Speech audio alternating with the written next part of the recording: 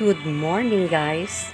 Kanang kami na ami alaga na mga 5 ka cats. Tapos among silingan before di na gananog cats niya. Nakita nila kung giunsa na mong pag-care. So nakita nila nga healthy, nya guwapa ka tan-awon kay apiman kaayo. So among pinakaon yun ang pakanon og sobra kundi lutuan ko yun na sila para sa ilang nga limpyo. So nakita nila mong effort, so murag naibog sila, so nakuha sad sila ilaha. But then lagi kaduol raman mi, so ang ilang cat mo ari-ari sa amo kay mo join sa amo ang mga cats kay daghan man lagi.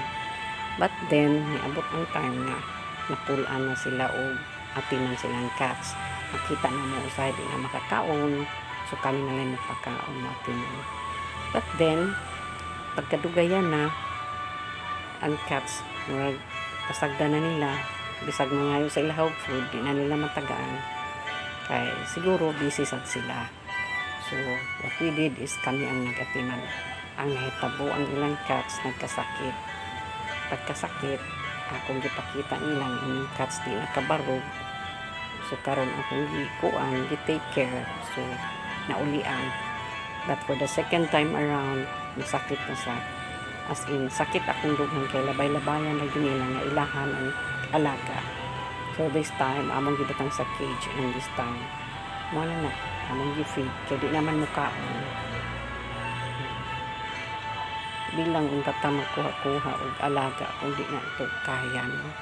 Kung ibog-ibog lang unta ta, dili na lang unta ta makuha.